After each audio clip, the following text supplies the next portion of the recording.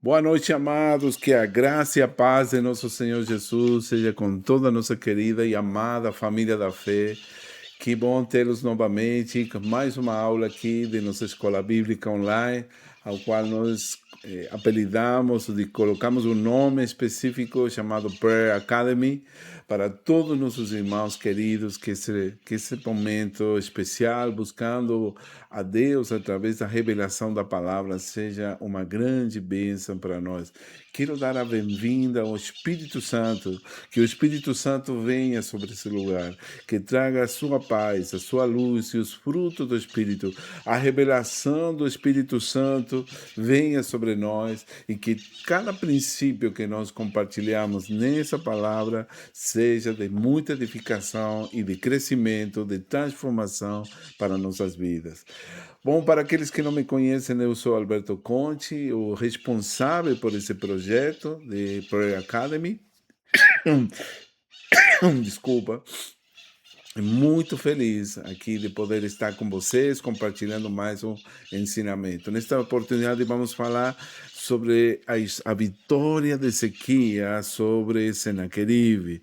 Quando, aleluia, quando aquilo que é absurdo transforma a uma grande nação, que é tremendo. Nós vamos ver quando foi que Deus lutou por Judá. Uma noite, 185 mil soldados foram totalmente destruídos pelo anjo do Senhor e nenhuma espada foi levantada. Bom, quero informar que isso aqui é a classe 11 de 12, somente falta mais uma para terminar essa série, esse curso que foi realmente está sendo de muita bênção para todos nossos amados, para o corpo de Cristo. Estamos aprendendo sobre as batalhas do Senhor, as batalhas que estão registradas na palavra de Deus. A Bíblia fala muito sobre batalhas, sobre guerras. É importante que nós possamos aprender justamente agora, nos tempos que estamos vivendo. O mundo está em guerra, todo mundo está enfrentando algum tipo de desafio, alguma provação, alguma luta, está lutando em alguma área de sua vida, já seja na sua vida pessoal, talvez foi um grande desafio que até o dia de hoje você não conseguiu alcançar, a ter o seu sonho realizado, sua meta. Talvez você se compara negativamente com os outros, vê o que os outros já chegaram, que alcançaram realizar seu sonho, mas você se sente como que está, como se diz, atrasado, rezagado, nós falamos em espanhol. Então, quero que te encorajar com esses princípios do reino que vão abençoar a sua vida. Talvez o seu desafio, a sua batalha seja com a sua família, seu cônjuge, seu casamento. Talvez está sendo ameaçado de poder ser, de ser destruído pelas forças das trevas. Talvez tenha um filho que voltou as costas, que virou as costas para o Senhor, para a palavra de Deus. Não sei qual é a sua luta, qual é o seu desafio. Hoje venho com todo o amor do Senhor, através do Espírito Santo, compartilhar que enquanto há vida, há esperança.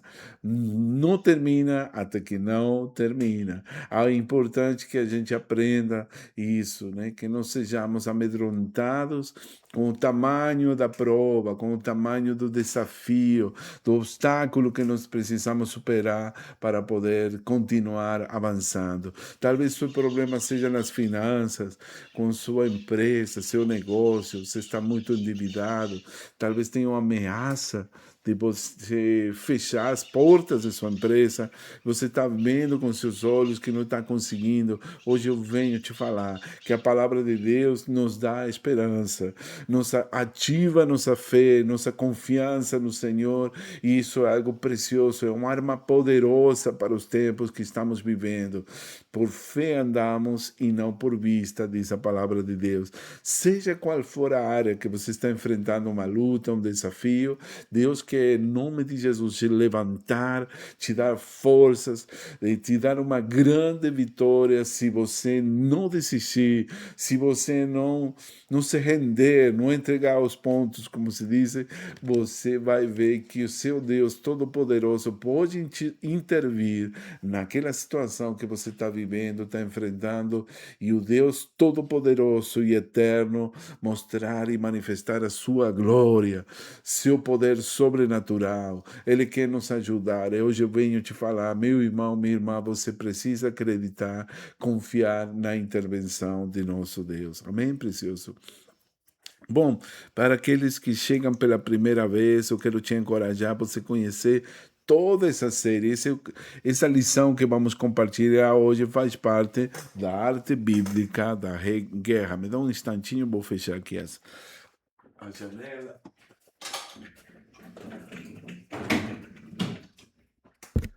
E essa série é poderosa. Acontece que eu tenho aqui, eu moro numa região, uma chácara, e tenho sempre companheiros. Ou se não for os cachorros que estão latindo, tem os passarinhos, tem. Ah, meu Deus, mas graças a Deus, sempre é bom. Espero que seja, que isso não atrapalhe. Mas voltando para o assunto, aqui estamos ministrando a arte bíblica da guerra. Por que a arte bíblica da guerra? Algumas pessoas se perguntaram, bom, eu tomei emprestado a palavra arte da guerra, aquele livro oriental, né, que fala justamente sobre a guerra. E eu estou compartilhando aqui de todas as batalhas que estão na palavra de Deus, princípios muito valiosos, preciosos, enriquecedores, que transformam a nossa vida, porque aqui mostra o poder soberano, sobrenatural de nosso Deus, aquilo que Deus é capaz de fazer. Na arte da guerra, no livro oriental de Sun Tzu, você vê, através da experiência, do conhecimento humano, de estratégias humanas, militares, como pode se vencer uma batalha, uma guerra, né? Mas tudo isso tem um limite, tem um teto onde é possível alcançar. Aqui, através da palavra de Deus, nós vemos ao Deus do impossível fazer aquilo que vai em contra, inclusive, das leis da física, de tudo aquilo que é compreensível, daquilo que é lógico. Nosso Deus nos surpreende com o sobrenatural.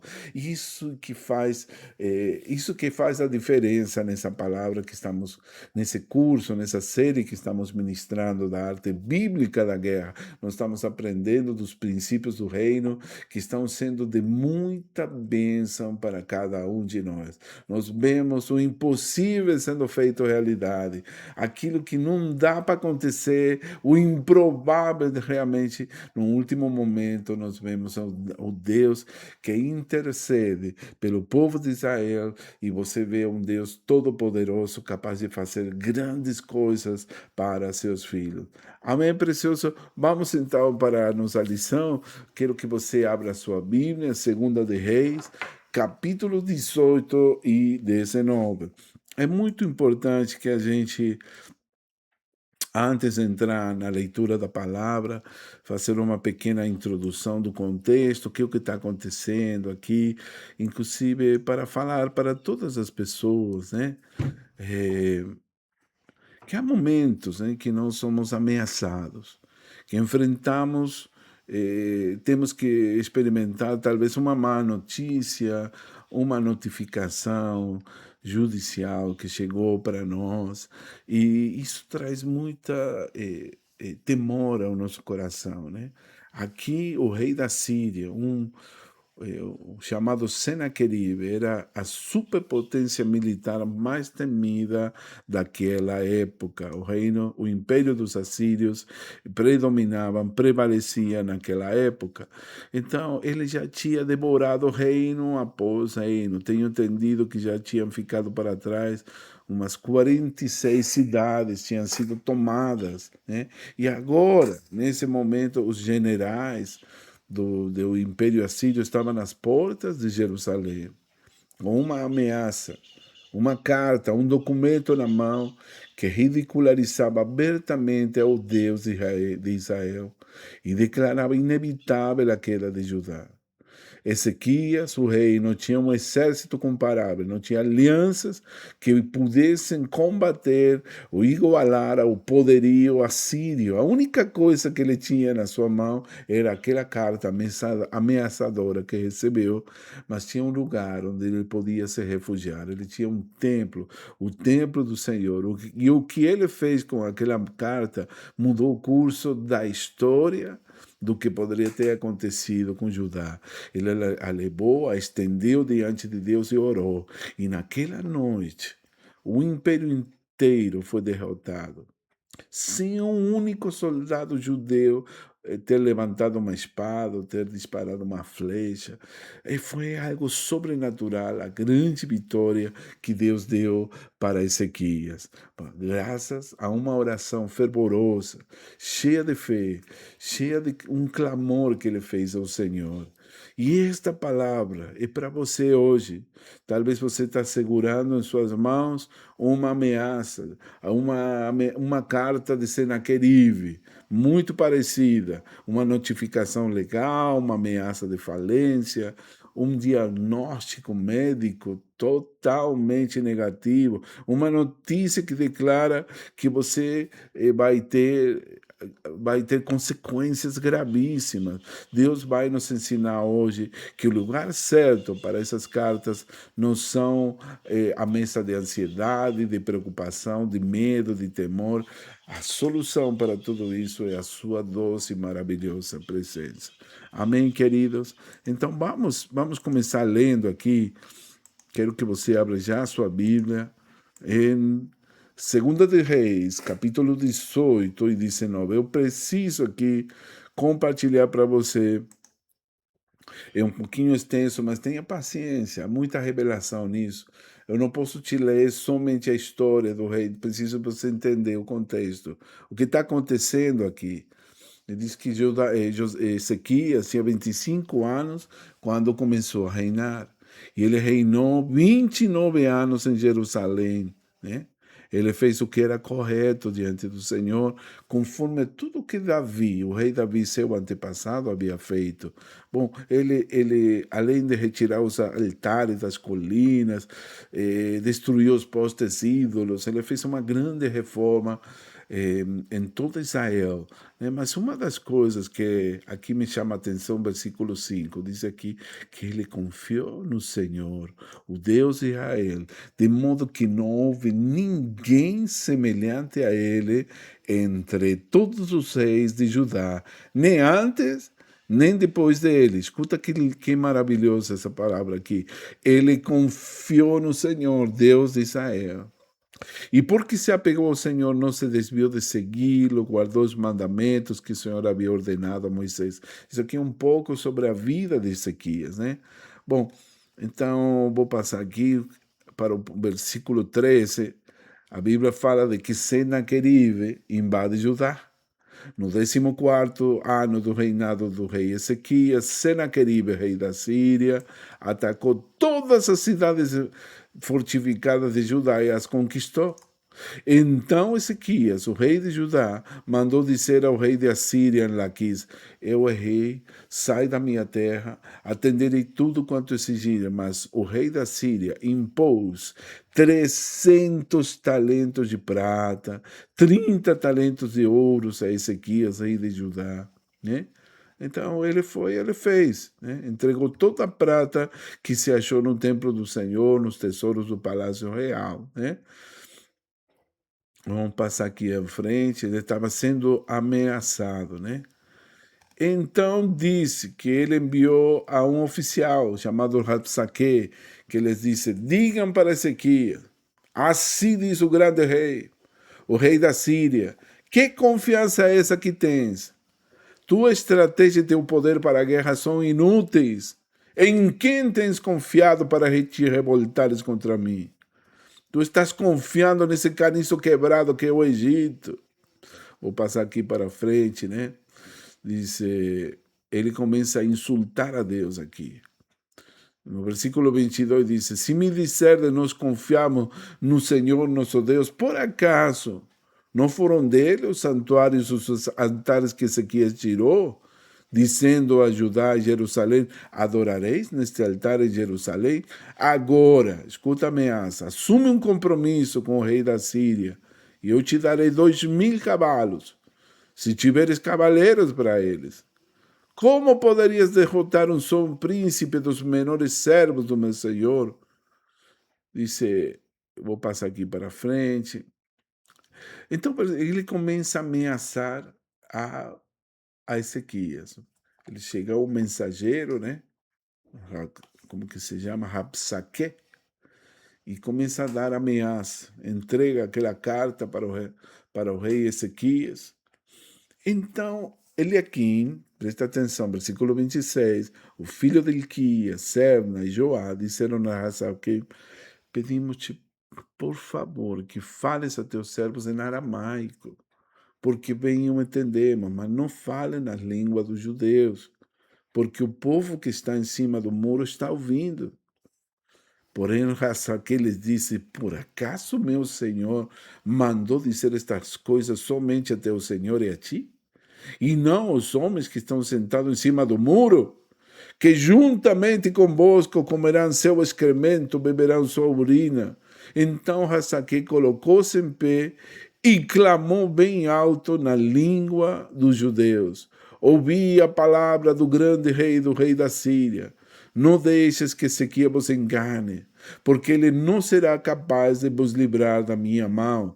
Não deixes que Ezequias vos faça confiar no Senhor, dizendo: certamente o Senhor nos livrará. Essa cidade não será entregue na mão do rei da Síria. Não deis ouvidos a Ezequias, pois assim diz o rei da Síria: fazei paz comigo e vinde a mim.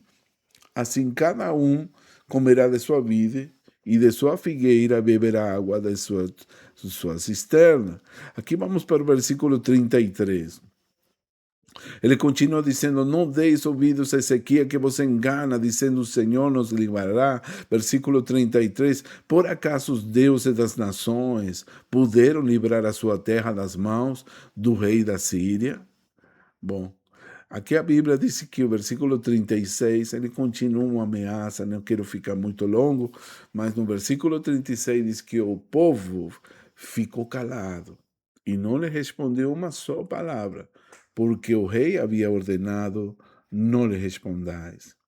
Então o mordomo Eliaquim, filho de Ilquias, o escrivão Sebna e o cronista Joá foram a Ezequias com as vestes rasgadas e lhe contaram o que Rabsaque tinha dito. Eu preciso falar agora o que aconteceu no 2 de Reis 19 e como foi a reação de Ezequias. Mas antes, veja bem, quero compartilhar alguns princípios importantes dessa lição aqui, porque ela é preciosa, cheia de ensinamentos. Nós estamos vendo aqui, só para você ter um pouco do contexto histórico, Ezequias reinou em Judá aproximadamente entre 715 ao 686 a.C. Desculpa meu sotaque, viu? Às vezes me atrapalho com meu sotaque, mas dá para entender, né? Bom, ele é descrito em 2 de Reis 18:5, já limos recentemente, como um rei que confiou no Senhor. A Bíblia diz que de tal maneira ele ficou, se destacava como um rei que não houve outro semelhante entre todos os reis de Judá, nem antes dele. Olha só como a Bíblia fala de Ezequias. Então, acontece aqui em 701 a.C. que Senaqueribe, rei do Império Assírio, lançou sua terceira campanha militar, invadindo Judá e capturando 46 cidades fortificadas, conforme registra na Bíblia, quanto o próprio Senaqueribe, né? Então, esse episódio conta com uma notável confirmação arqueológica externa. Aqueles que gostam de evidências bíblicas, de arqueologia, de fatos, de, de, de números, de curiosidades e coisas assim, principalmente de ver fatos reais. Quero que você saiba que essa história que estamos compartilhando, como você tem, foram feitos descobrimentos arqueológicos, aquele chamado prisma de Senaqueribe, né? Também conhecido como prisma de Taylor, foi exibido no Museu Britânico com uma cópia quase idêntica no Instituto Oriental de Chicago. Então, ele narra a mesma campanha sob a perspectiva assíria. Nele, Senaqueribe se gaba de ter aprisionado Ezequias, o judeu, como se fosse um pássaro engaiolado em Jerusalém, mas de maneira reveladora nunca afirma ele ter conquistado a cidade. Algo que um rei tão dado à propaganda militar jamais teria omitido se isso verdadeiramente tivesse ocorrido. Então, há evidências de que isso aconteceu, né? E antes daquele cerco, daquele assédio militar, Ezequiel havia preparado estrategicamente a Jerusalém, construindo aquele famoso túnel de Siloé.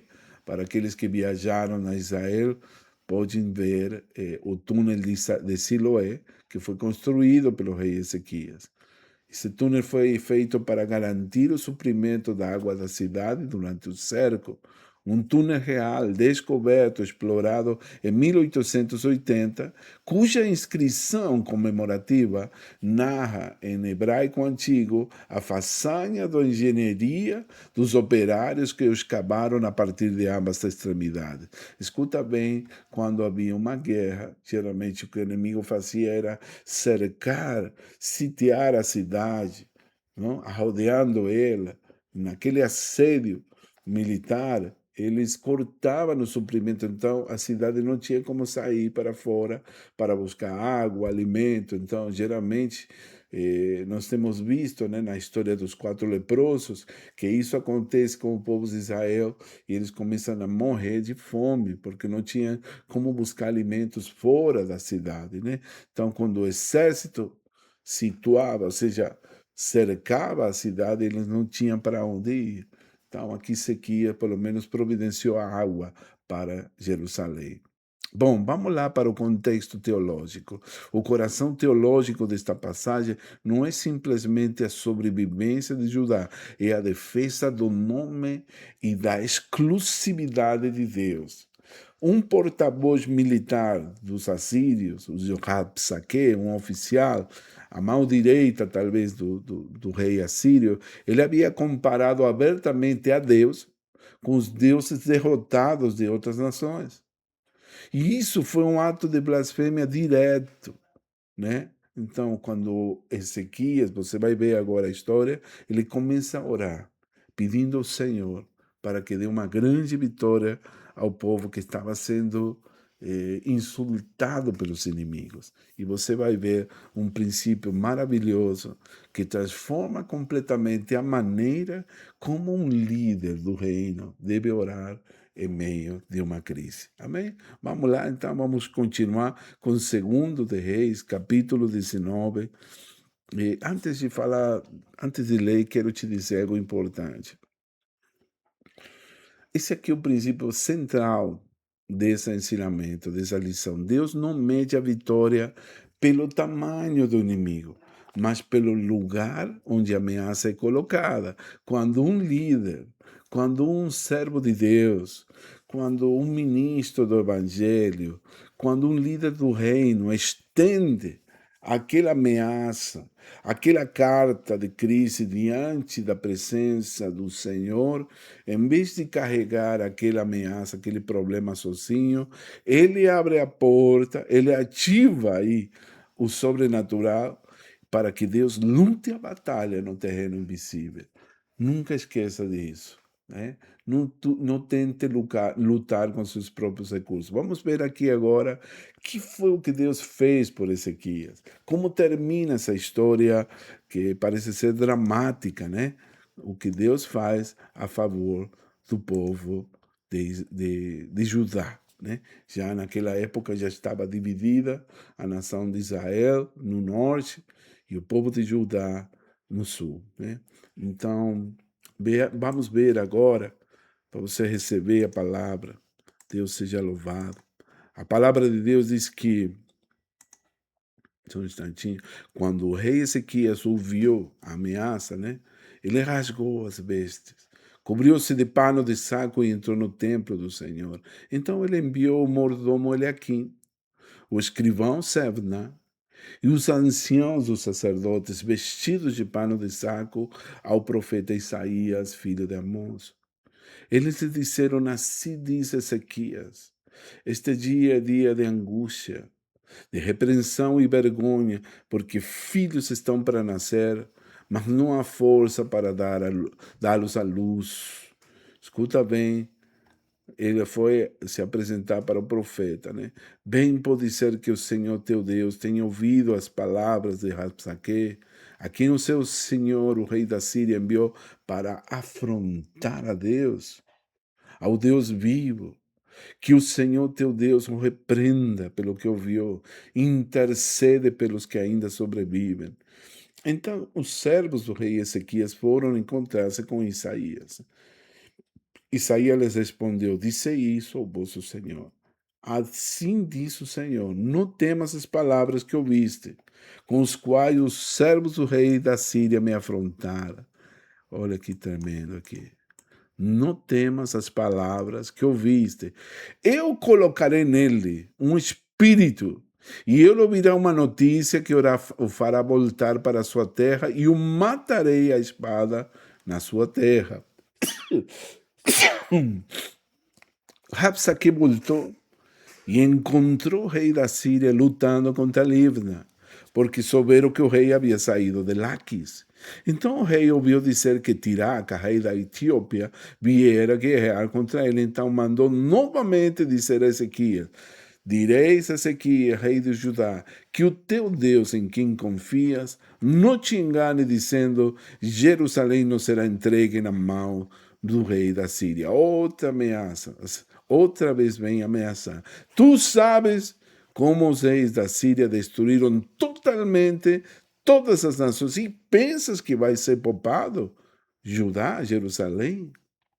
Escuta bem, por acaso os deuses das nações, a quem meus ancestrais destruíram, foram capazes de livrá-las?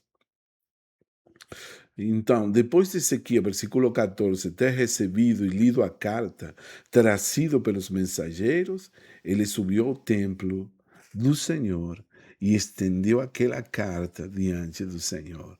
Então, Ezequias, anote esse versículo aí, de ter recebido e lido a carta, a ameaça, trazida pelos mensageiros, ele subiu ao templo do Senhor e estendeu aquela carta diante do Senhor. Por favor, preste atenção a essa maravilhosa nação que Ezequias vai fazer agora. Então, Ezequias orou ao Senhor. E ele disse: ó Senhor, Deus de Israel, que estás assentado acima dos querubins, tu mesmo, só tu és Deus de todos os reinos da terra. Tu fizeste o céu e a terra. Ó Senhor, inclina o ouvido e ouve. O Senhor abre os olhos e vê. Ouve as palavras de Senaqueribe, com os quais enviou seu mensageiro para enfrentar o Deus vivo. Oh, Senhor, é verdade que os reis da Síria têm devastado as nações das suas terras, lançando seus deuses no fogo, pois eles não eram deuses, mas obras de mãos de homens, madeira e pedra. Por isso, eles foram destruídos. Senhor, nosso Deus, agora, livra-nos da sua mão, para que todos os reinos da terra saibam que só tu, Senhor, és Deus. Para que todos os reinos da terra saibam que só tu, Senhor, és Deus. Aleluia. Diga comigo: livra-nos, Senhor, para que todos os reinos da terra saibam que somente o Senhor é Deus. Aleluia. Que tremendo. Vamos continuar aqui. Vamos ver agora a resposta do Senhor, que vem por meio do profeta Isaías. Que maravilhoso. Diz a Bíblia que então Isaías, versículo 20, filho de Amós, mandou dizer a Ezequias: assim diz o Senhor, Deus de Israel: eu ouvi a tua súplica a respeito de Senaqueribe, rei da Síria. Esta é a palavra que o Senhor falou a respeito dele. A virgem, a filha de Sião, te despreza e te escarnece. A filha de Jerusalém meneia a cabeça atrás de ti. Essa palavra está sendo dita a respeito do rei da Síria. A quem afrontaste? A quem afrontaste? Contra quem blasfemaste? Contra quem levantaste a voz e ergueste os olhos com arrogância? Contra o Santo de Israel. Presta atenção na briga que entrou o rei da Síria. Tu afrontaste o Senhor por meio de teus mensageiros, disseste que com a multidão de meus carros eu subia ao alto dos montes. Vou parar aqui. Aleluia, glória a teu nome, Senhor. Eu queria te falar dos princípios do reino, muito importantes nesse momento, né? Ezequias, aqui, como falei, ele estava enfrentando uma situação muito difícil. As forças dele eram insuficientes para poder lutar contra esse homem, contra esse rei. E as alianças que ele tinha praticamente eram inexistentes. Então, quero que você entenda aqui o que está acontecendo nesse momento aqui, certo? Aqui ele vai fazer uma oração fervorosa. O primeiro princípio, sim, aqui o versículo âncora é esse. Agora, pois, o Senhor, nosso Deus, livra-nos da mão dos inimigos, para que todos os reinos da terra saibam que somente tu, Senhor, és Deus. Aqui tem um propósito. Ele não está falando, Senhor, me livra a mim. Ele está pedindo aqui uma reivindicação da soberania e do poder de Deus. Olha, estão te insultando, Deus. Estão provocando a ira. Deus, não permita-se isso. Livra-nos do inimigo para que... E aqui ele fala do propósito. Importante saber como orar. Ele orou desse jeito. Já vamos ver como termina essa história. Mas quero te falar aqui do princípio 1, que é aquela carta estendida que chega nas mãos do rei Ezequias. Presta bem atenção. A carta estendida é levar a ameaça à presença de Deus. Nunca carregue nenhuma má notícia, nenhuma ameaça sozinho. Pelo amor de Deus, nossa resposta deve ser sempre buscar a presença de nosso Deus. Ezequias recebe uma carta que declarava sua derrota como um fato consumado. O mensageiro do rei estava tão convicto, tão convencido ele de que eles iam derrotar o povo de Israel, que já estava por feito, como já vai acontecer. Olha, não tome nenhuma outra decisão, nós vamos fazer um acordo aqui. E a resposta de Ezequias não foi esconder a carta, e muito menos ignorá-la ou enfrentá-la sozinho com estratégias humanas. Sabe o que ele fez? Ele subiu à casa do Senhor e estendeu aquela carta, aquela ameaça perante ao Senhor, nosso Deus. Esse é um ato físico e profético. Levantar literalmente aquela ameaça, aquela carta, documento, à presença de nosso Deus. Não fique reagindo de forma insensata. Não podemos nós nos desesperar diante de uma má notícia. O que devemos fazer, ou seja, aqui um padrão que se repete em todas as batalhas que estudamos, né? A batalha de Davi em Siclag, a batalha de Josafá, Gideão, Josué, tudo que nós ficamos estudando, eles se aproximaram do Senhor, eles foram se aproximando de Deus e eles apresentaram suas cargas, suas ansiedades, seus temores, seus medos diante da presença do nosso Deus. É assim que devemos reagir para cada situação, cada desafio, né? Então, aquela notificação extrajudicial, aquele e-mail de um banco ameaçando que você vai ter que fechar as portas, aquela mensagem de um sócio que ameaça romper o seu contrato, a aliança que você fez, ela não foi projetada para viver apenas em sua mente, em noites de insônia, foi projetada para ser levada, literalmente, em oração, buscando a presença de Deus, e isso que nós precisamos fazer. Ezequias, o rei, ele não minimizou a ameaça, ela era real, ela era devastadora, mas recusou-se a processá-la sozinho. Amém, queridos? Somos dependentes de Deus, separados de nosso Deus, separados de Cristo Jesus. Nada podemos fazer. Amém? Então, aquele ato de Ezequias foi deliberado, foi físico, não foi um pensamento passageiro de fé. Hoje eu preciso te dizer que nós vamos fazer a mesma coisa com aquela ameaça, com aquela má notícia, com aquela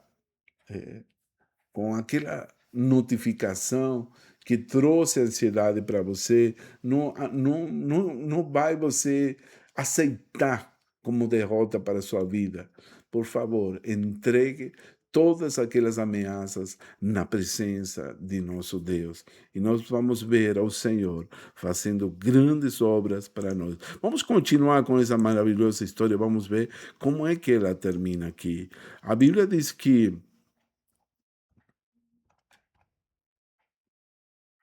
continuamos aqui.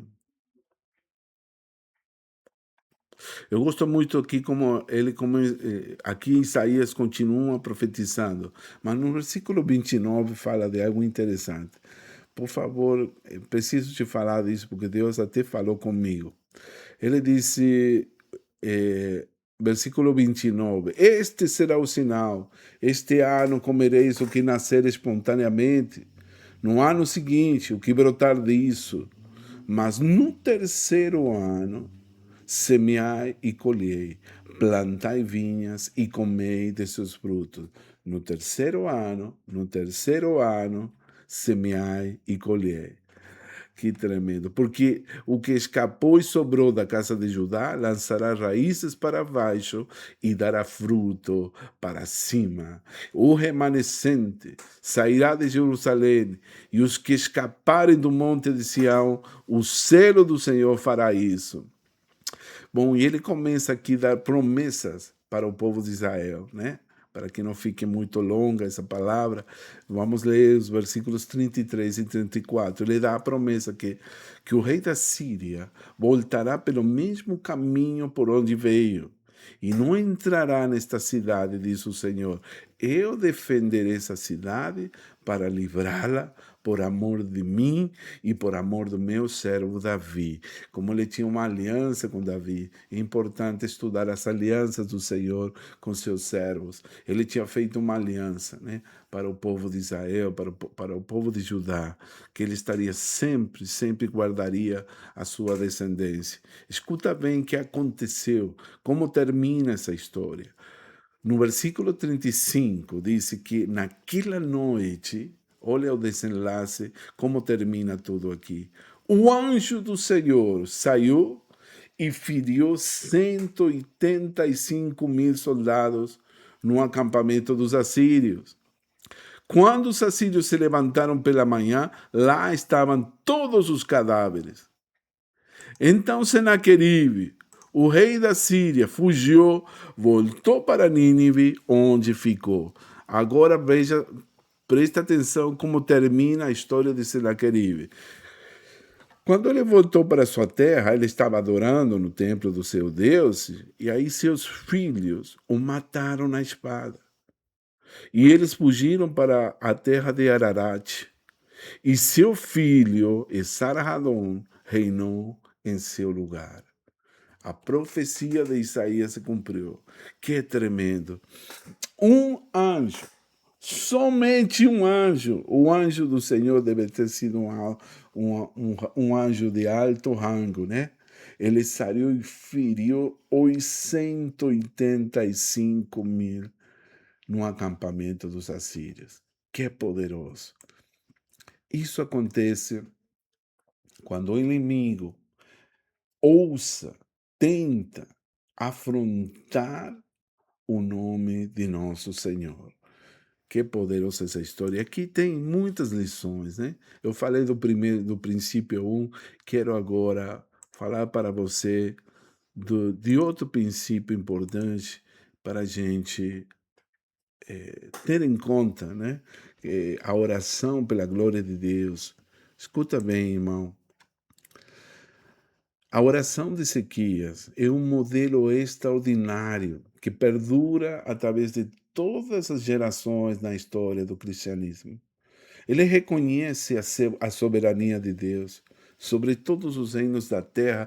Ele descreve honestamente a magnitude da ameaça e termina com um pedido cuja motivação final transcende sua própria sobrevivência, para que todos os reinos da terra saibam que só tu, Senhor, és Deus. Somente o Senhor é Deus. Somente o Senhor é Deus. A oração de Ezequias, ela é baseada nos atributos de Deus. Ela é respaldada pela palavra, pelas leis espirituais que nós cremos, que nós abraçamos. Escuta, que tremenda oração que fez Ezequias. Ele reconheceu a soberania de Deus. E isso transforma radicalmente a maneira como qualquer filho de Deus, um servo do Senhor, como deve fazer, como ele deve orar diante de uma crise, diante de um desafio, de uma ameaça como essa. Não é apenas, Senhor, salva minha vida, salva minha família, salva meu ministério, salva meu casamento, salva minha empresa. Não, você precisa focar seus olhos na soberania de Deus, dizendo, Senhor, que a forma como tu interveres, que a forma como tu vai manejar essa crise seja um testemunho de quem tu és diante daqueles que observam a minha vida. Quando a motivação de oração se alinha com a glória de Deus, a sua fé vai se estabilizar sobre um fundamento que não depende unicamente do resultado imediato. Em hebraico, a palavra kabod, glória, que quero compartilhar. Não gosto muito de falar de hebraico, de grego, mas muitas vezes é importante compartilhar, destacar algumas palavras que aparecem nessa história para poder reforçar e consolidar o princípio, a revelação que estamos estudando, que estamos, que está tocando a nossa vida, que nos está mostrando o caminho do Senhor. A palavra kabod significa glória. E aqui aparece a palavra kabod, né? Que significa literalmente peso, aquilo que tem substância. A palavra Shem também, o nome que na mentalidade hebraica representa o caráter e a própria reputação de uma pessoa. São os dois conceitos que aqui Ezequias usa e invoca em sua oração. Pedir para que saibam que só tu, Senhor, és Deus. Apelar diretamente para que Deus defenda seu Shem, ou seja, seu próprio nome, somente o Senhor é Deus, e para que ele manifeste seu cabode, ou seja, a glória de Deus diante dos reinos pagãos. Foi uma oração tão poderosa que ancora o pedido pessoal em um propósito glorioso que transcende a própria oração de Ezequias. Que tremendo. Quero te dizer que a oração que fez Ezequias foi tão poderosa que eu tenho, né, tenho um curso chamado Orações Bíblicas Extraordinárias. Eu te recomendo.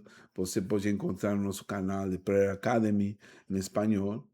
E você somente configurar o áudio para que seja ouvido em português. Já tem essa opção, né? Somente configurar para você ouvir. Eu já ministrei a oração de Ezequias, tão poderosa como tem sido de bênção também na lei da restituição divina. É um curso onde ministro a oração de Ezequias.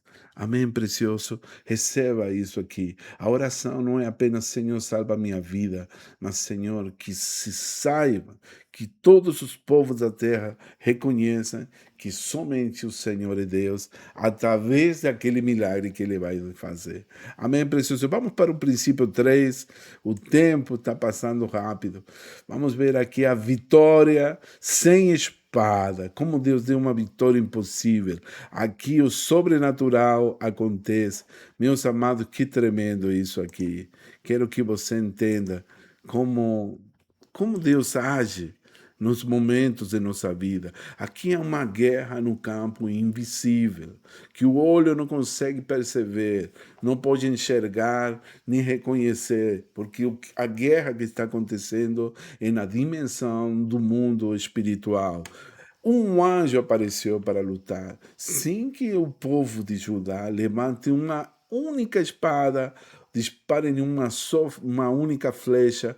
Foi Deus que entrou na batalha e ele defendeu seu próprio nome, ele cuidou de sua reputação. Olha que tremendo. Sucedeu que naquela mesma noite saiu o anjo do Senhor e feriu no arraial dos assírios a 185.000 homens. Nem Ezequias, seu exército pequeno, participaram de nenhum combate. Que tremendo! A libertação ocorreu inteiramente no terreno invisível, enquanto Judá simplesmente permanecia em oração e em confiança a Deus. Que situação! Você já pensou? Você já imaginou uma situação assim, você sendo ameaçado por uma força maior, você não tem condições de enfrentar seu inimigo, mas que Deus venha, intervenha a seu favor dessa forma, isso é algo louquíssimo. Não sei como falar, mas isso é algo extraordinário. Eu tento imaginar aquela situação, como foi que o anjo do Senhor apareceu para dar livramento ao povo de Deus, ao povo que buscava. Como o Senhor respondeu a um rei que amava tanto a Deus, que buscou a presença de Deus e que ele decidiu confiar no Senhor. Esse padrão, já temos visto ele em lições anteriores, esse curso, como os cavalos de fogo de Eliseu. Ainda não vimos isso, mas você vai ver na próxima lição. A emboscada divina na vitória de Josafá, a história dos 4 leprosos. E isso se repete aqui numa escala ainda maior. 185.000 homens, em uma única noite, sem uma única baixa do lado de Judá. Todo líder no reino de Deus precisa internalizar isso profundamente. Há batalhas, amados, que Deus está disposto a lutar inteiramente a nosso favor. No terreno espiritual, se você se posicionar primeiro na oração, em vez de agir no pânico, de reagir no medo, na ansiedade, aterrorizado, você tenta resolver com suas próprias forças, por favor, entenda. Há batalhas que a gente diz que a batalha é do Senhor. Quando tem uma batalha dessas proporções, dessa grande magnitude, você só precisa buscar a presença de Deus e você vai ver como Ele age a seu favor. Tente, experimente. Eu não sei qual é o seu desafio hoje, mas você precisa buscar a presença de Deus. Aqui a expressão o anjo do Senhor, aquela palavra, aparece de uma forma recorrente no Antigo Testamento, como se fosse um agente divino de intervenção decisiva e em vários textos, com atributos que transcendem os atributos de um anjo comum. Diz que aqui na nota teológica, uma corrente interpretativa cristã antiga, presente já em alguns pais da igreja, viu nessas aparições uma manifestação pré-encarnacional do verbo da vida, do verbo que é Deus. Seja qual for a leitura exata, o padrão bíblico aqui é claro. Quando Deus intervém diretamente na batalha, o seu resultado sempre supera completamente o que qualquer exército humano poderia alcançar. Essa é a diferença da arte bíblica da guerra com a arte da guerra do oriental Sun Tzu.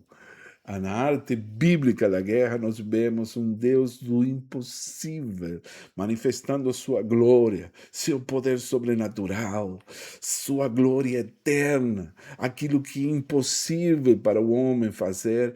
Isso é a maneira em que Deus se manifesta. Hoje o mundo está em guerra. Muitas coisas tristes acontecendo no mundo. Enquanto estou ministrando, há uma guerra violenta entre Estados Unidos e Irã. Muitas pessoas inocentes são sacrificadas, morrem de uma forma cruel. E muito triste, é trágico. Uma guerra é uma mostra do inferno mesmo. Há uma guerra entre a Ucrânia e a Rússia, entre guerras civis na África, as guerras entre os muçulmanos, a religião muçulmana matando e perseguindo os cristãos, a guerra entre a direita e a esquerda. Toda vez que você pensa diferente, já se levanta uma grande multidão para poder com um discurso de ódio. Há muita dor e muita confusão nesse mundo. Por isso que a gente precisa aprender como reagir, como tomar as decisões certas quando você enfrenta um desafio. Eu falo para ti, meu irmão, minha irmã, em nome de Jesus, aplique esses princípios e você vai ver como a glória de Deus se manifesta diante de qualquer situação que represente um grande desafio para a sua vida. Eu declaro e profetizo, levante sua mão, receba, que você é um guerreiro do reino, que você vai reagir da forma certa. Irmão, estou falando no seu coração, você vai fazer aquilo que a palavra de Deus diz que você deve fazer. Muitas vezes não precisa fazer nada, deixa Deus, saia, não atrapalhe a mão de Deus, porque a batalha é do Senhor. O que você precisa fazer é confiar no Senhor e, logicamente, você precisa buscar a Deus em oração. Amém? Bom, o tempo está acabando, quero compartilhar para vocês o último princípio dessa história tão poderosa, que é o juízo de Deus sobre as blasfêmias. Cuidado com isso, preste muita atenção. Deus não pode, em espanhol diz, Deus não pode ser burlado. O que aconteceu aqui, o desenlace, como termina essa história, nós vemos a mão de Deus trazendo julgamento sobre a blasfêmia. É o próprio Deus que defende seu nome quando a sua reputação está em jogo, quando ele é desprezado injustamente. Aqui o oficial Rabsaque havia comparado a Jeová, nosso Deus, com os deuses já derrotados de outras nações. Isso foi um insulto direto à natureza única e santa de Deus. A resposta profética do profeta Isaías é bem específica. Deus age não apenas para salvar ao povo de Judá, mas porque seu nome foi desprezado e blasfemado. Não se brinca, não brincamos com Deus, não podemos brincar com aquilo que é sagrado, com as coisas sagradas de Deus. Preste bem atenção, não tem coisa pior. Há um versículo que diz: horrenda coisa é cair nas mãos do Deus vivo. Eu espero que você entenda. Meu sotaque, às vezes não consigo falar direito, mas o julgamento de Deus se estende mesmo depois da batalha. A história conta que Senaqueribe, o rei, ele volta à sua própria terra e ele é assassinado por seus próprios filhos enquanto adorava seu Deus. Uma maldição cai sobre Senaqueribe, que blasfemou ao Deus de Israel. E foi um cumprimento exato do aquilo que o profeta Isaías já havia profetizado. Então, eu não sei se você, como líder do reino de Deus, essa palavra, esse curso é para os futuros líderes, para os obreiros, para os discípulos que precisam se transformar em líderes. Eu insisto toda vez que eu falo, que me manifesto, como Deus precisa de obreiros para colher a sua grande seara. A oração de Jesus no Novo Testamento, ele disse: rogai ao Senhor da seara para que ele envie mais obreiros, mais trabalhadores para a seara, porque a seara é muita, mas os obreiros são poucos. Se você é um cristão igual a mim, se você já tem um tempo servindo a Deus, eu preciso te lembrar que nos tempos do fim, os tempos proféticos que estamos vivendo, nós estamos diante de uma grande colheita, haverá um grande derramar do Espírito Santo. Isso vai ser um grande avivamento e Deus precisa de obreiros para poder colher essa sua grande seara. Está vindo uma multidão, mas há muitos líderes que nunca foram equipados, nunca foram ensinados, nunca foram consolidados com Deus. E isso fez com que muitas igrejas colocassem pessoas neófitas em lugares de liderança. Isso ocasionou um transtorno, uma confusão enorme para o corpo de Cristo. Muitos grandes líderes caíram em escândalos, em pecado. Todos os dias vemos alguma notícia que chega a entristecer não somente o corpo de Cristo, sino ao nosso Deus, a quem servimos. Ele se entristece quando ele vê os líderes caindo. Por isso é importante que nós aprendamos as lições que Deus quer nos ensinar para esse tempo. Com certeza, como discípulos de Deus, de Cristo, nós vamos ter muita perseguição, lutas, batalhas, momentos de injustiça que veremos em nossa caminhada, onde nossa fé vai ser provada. Mas em momentos assim que nós precisamos lembrar de tudo que a palavra de Deus diz que nós devemos fazer nos momentos de desafios, de prova, dessas batalhas que estamos vendo aqui. Amém, precioso? Quando um líder é caluniado, quando ele é desprezado, quando ele é humilhado, atacado injustamente por sustentar princípios de integridade num ambiente hostil, Deus mesmo, ele assume pessoalmente a defesa do seu nome e de aqueles que agem alinhados com seu caráter. Você não precisa se defender, fazer a sua própria justiça, se vingar, né? Com a mesma arrogância com que ele foi atacado, porque Deus, a reputação de Deus que está em jogo, e ele vai se encarregar de fazer isso, de fazer justiça, assim como ele fez com Senaqueribe. E ele pode se encarregar da sua situação também. Amém? Não confunda aqui, por último, mansidão com fraqueza. Ezequiel não respondeu a Rabsaque, o oficial, com um discurso. Ele respondeu, eles ficaram calados, não disseram nada. Mas ele respondeu com uma oração fervorosa diante da presença de Deus. E Deus, ele se encarregou do resto. Amém, precioso? Confie em Deus, que Ele vai fazer grandes coisas por ti e por mim.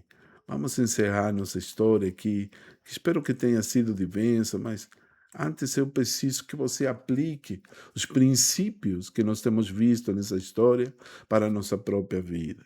O que Deus está querendo nos ensinar nesse tempo? Como nós podemos, como nós devemos reagir da forma correta diante de uma provação, de uma situação difícil? Queria que você tomasse um momento para refletir nessa história. Como falei, eu estou ciente que há batalhas que talvez você pode estar passando nesse momento na sua vida. Talvez chegou uma carta, uma ameaça e fez você fraquejar, deixou você ansioso, temeroso. Quero que você identifique qual é aquela carta de Senaqueribe, como lemos aqui nessa história, como você recebeu. Qual foi aquela notificação, notícia devastadora, diagnóstico médico?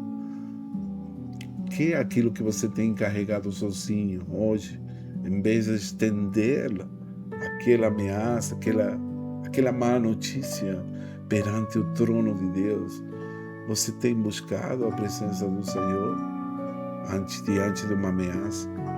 Você já pensou como sua paz mudaria se a sua petição final não fosse apenas Senhor, salva-me, mas que se conheça a todas as nações da terra quem Tu és, Senhor? Em que área de tua vida, meu irmão, minha irmã, você precisa largar, soltar o controle, em confiar em que Deus vai lutar por você no terreno invisível? Oh, Senhor Jesus, ajuda-nos, Senhor.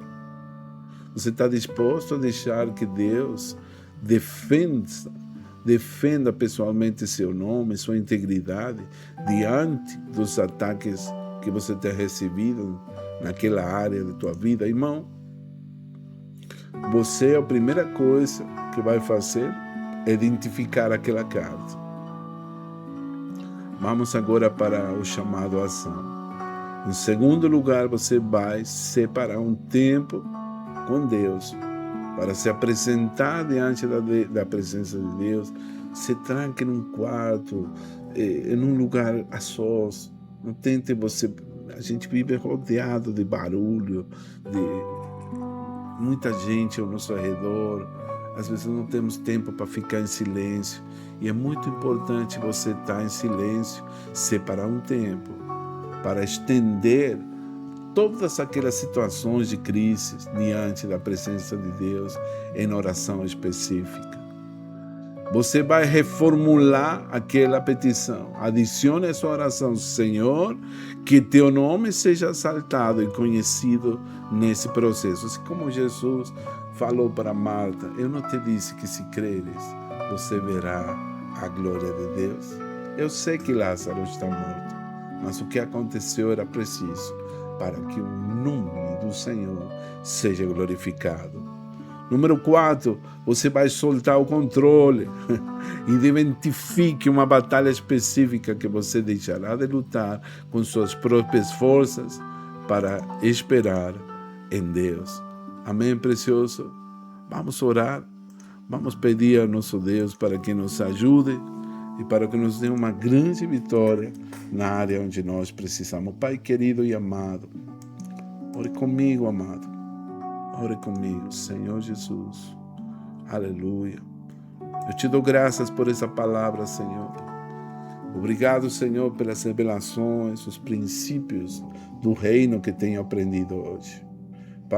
Pai, hoje eu venho diante de Ti, assim como fez o rei Ezequias, com aquela ameaça, com aquela carta em minhas mãos, que nenhuma estratégia humana vai poder resolver, confrontar, Senhor. Reconheço que sou homem, que não tenho como lutar contra esta situação, mas eu tenho um Deus. Por isso estendo hoje diante de Ti cada notificação, cada ameaça, cada temor, cada palavra de derrota, cada palavra, Senhor, que o inimigo soltou contra a minha vida, contra a minha família, contra meu ministério, contra meu negócio. Não sei contra que você está enfrentando, mas em nome de Jesus, diga: eu não vou carregar esse fardo sozinho, eu entrego a Ti, como disse a Tua palavra, lançai seu fardo, toda a minha ansiedade diante do Senhor, porque Ele é quem cuida de nós. Declaro que minha oração hoje não busca apenas a minha libertação de minha vida, mas para que Teu nome seja reconhecido, glorificado, através da maneira como Tu agires na minha vida. Pai, no nome de Jesus, assim como Tu enviaste o anjo para lutar a batalha de Ezequias e Judá, Senhor, como tens livrado a Judá, jamais poderei vencer com minhas próprias forças. Por isso te peço, luta hoje as minhas batalhas para a minha vida, minha família, meu negócio, meu trabalho, meu ministério, Senhor. Ajuda-me, Senhor Jesus. Declaro que nenhuma arma forjada contra mim prosperará, porque se Deus é por nós, quem será contra nós? Te dou graças, Pai, porque sempre nos ouves. No poderoso nome de Jesus. Amém. Amém. Aleluia. E amém. Amém, precioso. Obrigado, Jesus. Obrigado, Senhor, por essa palavra tão poderosa, por essa história bíblica cheia de ensinamentos. Quero hoje enviar um abraço a todos vocês. Obrigado por ter nos acompanhado nessa aula bíblica. Te peço gentilmente, por favor, se inscreva no nosso canal. Deixe um comentário, isso me ajuda muito. Se você estudou, participou dessa aula, não tenho como saber se você não deixa um comentário. E isso vai edificar a fé de outras pessoas, né? O que foi que Deus falou contigo através dessa aula? Você participou dessa aula? Você foi abençoado? Você foi edificado? Como é que essa palavra vai se aplicar na sua vida no tempo nessa temporada de sua vida que você está vivendo? Amém, precioso? Eu te convido, estou aqui todas as semanas, já depois a última aula, vamos fazer uma pausa só, por causa das férias, e voltaremos. Eu vou falar para você quando voltarmos. Sim, meu lindo. Que Deus te abençoe. Obrigado mais uma vez. Eu te abençoo. O Senhor tem grandes vitórias para a sua vida, tem planos de paz. Então, não tenha medo. Nosso Deus sempre nos ajudará, sempre nos sustentará todos os dias da nossa vida. Receba a palavra, guarde no seu coração e que nossa vida seja transformada pelo poder de Deus. Deus te abençoe. Um forte abraço desde Paulinha, São Paulo, para nossos amados, para nossa família da fé. Te espero na próxima semana.